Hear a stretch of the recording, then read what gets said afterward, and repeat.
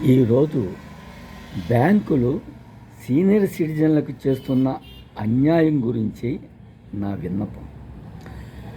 ప్రభుత్వాలు సీనియర్ సిటిజన్లకు రైల్వేలో కానీ, ఆర్టీసీ బస్సుల్లో కానీ, పెన్షన్లో కానీ, చివరికి దేవుడి దర్శనాల్లో కూడా ఇలా చాలా రాయితీలు, వెసులుబాట్లు ఇస్తున్నారు. కానీ వృద్ధాప్యములో ఉన్న వృద్ధ మహిళలకు, పురుషులకు వాళ్ళ కష్ట సమయాలలో వాళ్ళ స్వార్జిత ఆస్తులపైన బ్యాంకులు లోన్స్ ఇవ్వటం లేదు. వాళ్ళ స్వార్జితమైన ఆస్తులపైన కూడాను ఇవ్వటము లేదు. కారణం, వాళ్ళు చేసుకున్న పాపం వృద్ధులుగా బ్రతకటం, విదేశాల్లో ఉండి తల్లిదండ్రులను పట్టించుకోలేని సంతతి, అమ్మాయిలు మాత్రమే ఉండి అవసరానికి ఆదుకోలేని వారు, ఆస్తుల కోసం తగువులు పెట్టుకున్న సంతతి, ఇలా చాలా చాలా రకాలు ఉంటాయి. అప్పుడు అవసరానికి బ్యాంకులు వృద్ధులకు లోన్స్ ఇవ్వకుండా అనే నిషేధము ఇప్పుడు ఆర్బీఐదా లేక మరెవరిది?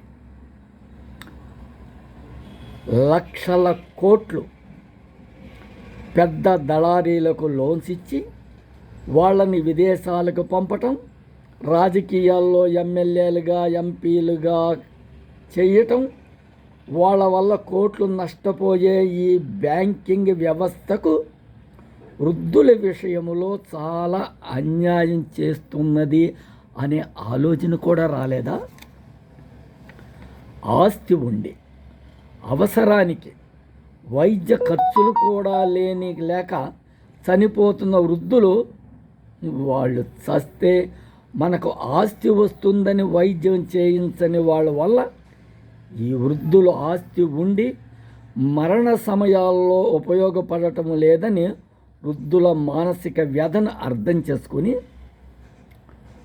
బ్యాంకులు వృద్ధులకు ఆస్తి హామీపై లోన్స్ ఇవ్వటానికి మీ రూల్స్ని కాస్త వెసులుబాటు చేసుకోండి. బ్యాంకు వారు వృద్ధులను ఈ వయసులో సంతోషం చెయ్యండి. మీరు పెద్దవాళ్ళ దగ్గర డబ్బులు వసూలు చేయలేరు, విదేశాలకు వెళ్ళలేరు, ఇక్కడ వాళ్ళ ఆస్తుల్ని వేలం పెట్టి వసూలు చేయలేరు. కానీ ఇలాంటి వృద్ధుల నుండి వాళ్ళ తర్వాతైనా ఆస్తి అమ్మైనా వసూలు చేసుకుంటారు. ఆలోచించండి. పెద్ద మనసుతో వృద్ధులకు న్యాయం చెయ్యండి. ఇది నా విన్నపం, మనవి.